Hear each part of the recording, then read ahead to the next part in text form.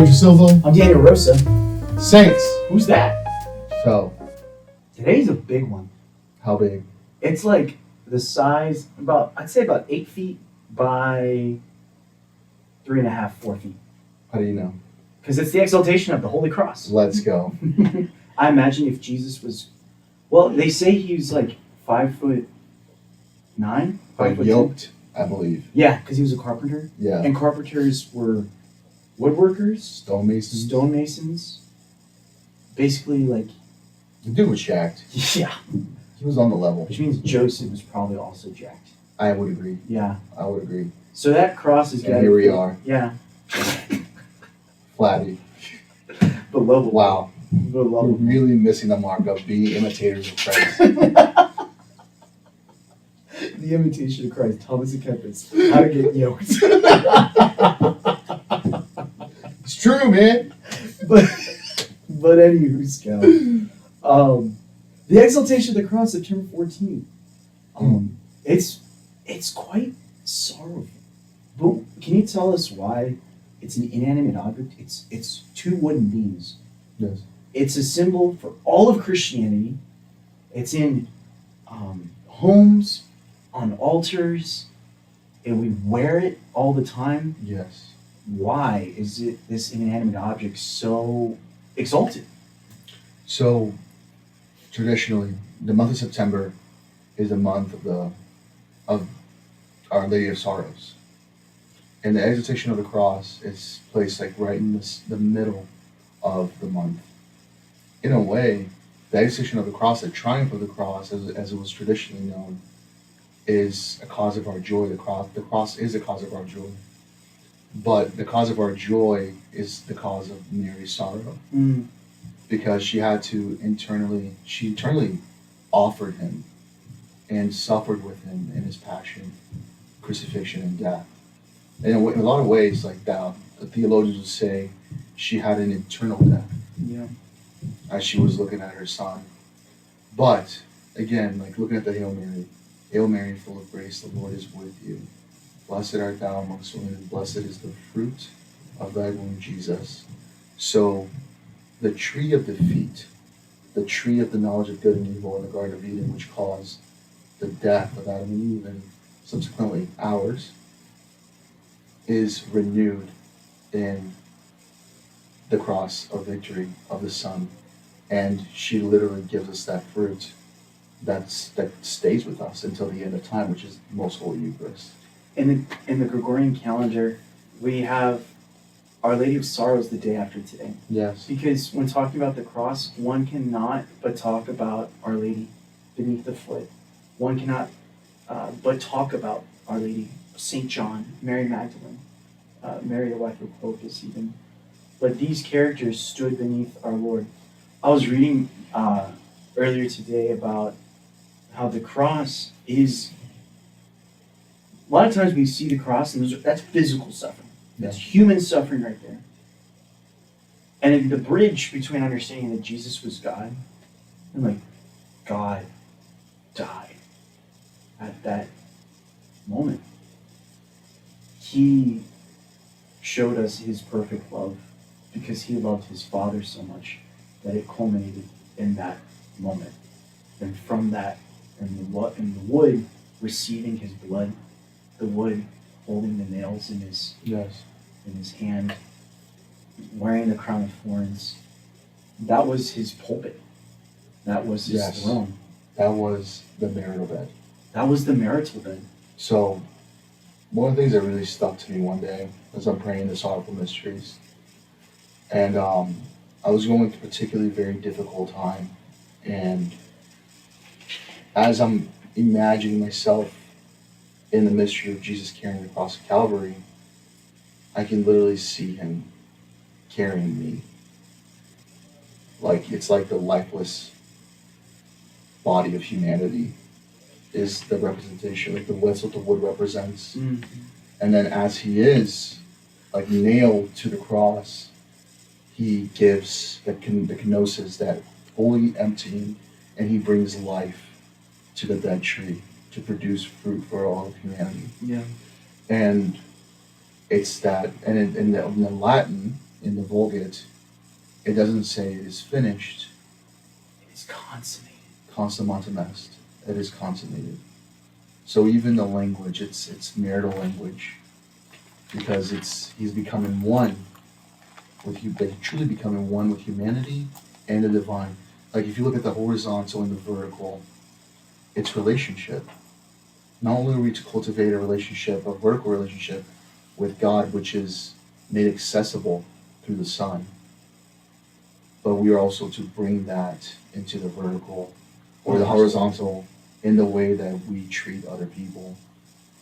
And so the cross becomes a symbol, the reality, the very way in which we ought to live, which is this vertical, our eyes are up to heaven, but then in the horizontal, as St. Paul says, like the foot to the ground. Like so you're always grounded. So if you're in the cross, you're in the tension. In the tension. The tension of humanity, the tension of being, like fighting for our being. Yeah. Yeah. But there's victory. We have to look beyond the cross. The exaltation of the cross helps us to look beyond it into the resurrection. Do you think it's particular that it's placed in the middle of ordinary time? I know September you said is the month of the sorrowful. Of the sorrowful. But it being in the middle of ordinary time, like Lent's not coming up. We still have to go through Advent, and we have Christ the King and stuff coming up. But is there a reason to exalt the cross in this month? So, the reason why we have the feast on the 14th is because that was the date that they discovered the true cross in Jerusalem. Nice. That was Constantine's mother, Saint Helena. Yeah. Saint Helena. And that's where they had the two original churches, the Saint Martyrium, and then the Saint Anastasius, the Shrine of Anastasius. So you have the sepulcher and where he was crucified, but the Muslims. I forget, but they came in and they completely destroyed. And then in the year 1000, the Knights Templar rebuilt it into what is today the sepulcher. Yeah. The Holy Sepulcher.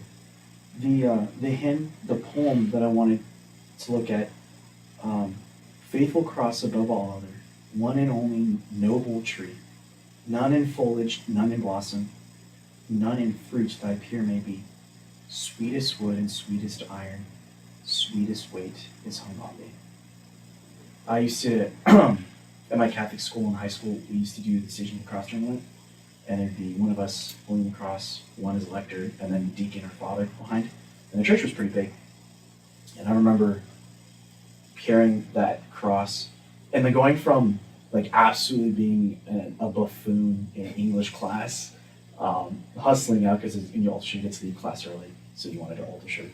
And then my buddy Gabe behind me doing the readings, and just the whole church. Well, it was at the time it was 550 pre-K through 12, just singing that over and over again.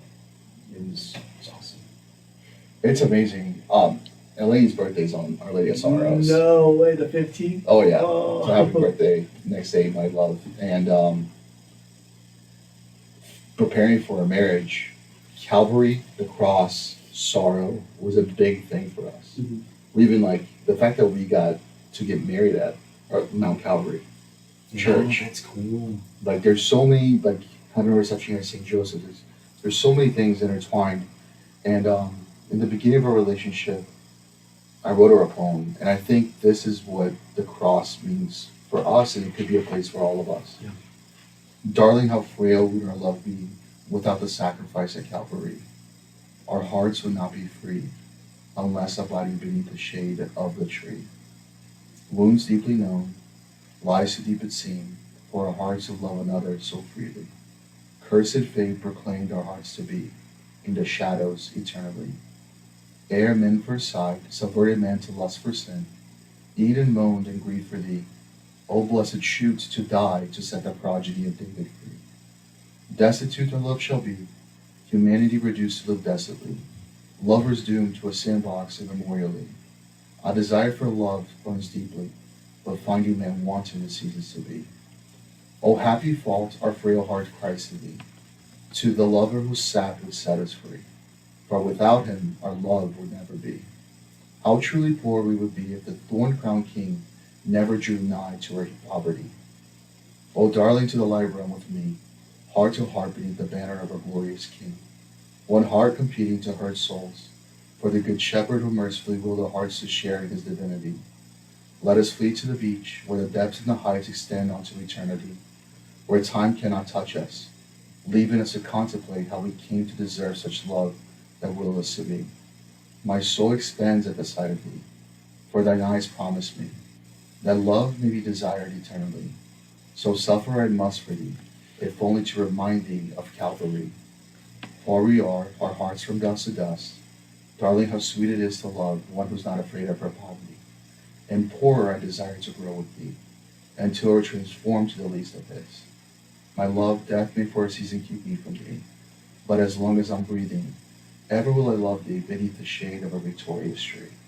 Thanks be rendered to the one who willed our love to be, but a small reflection of his sacrifice at Calvary.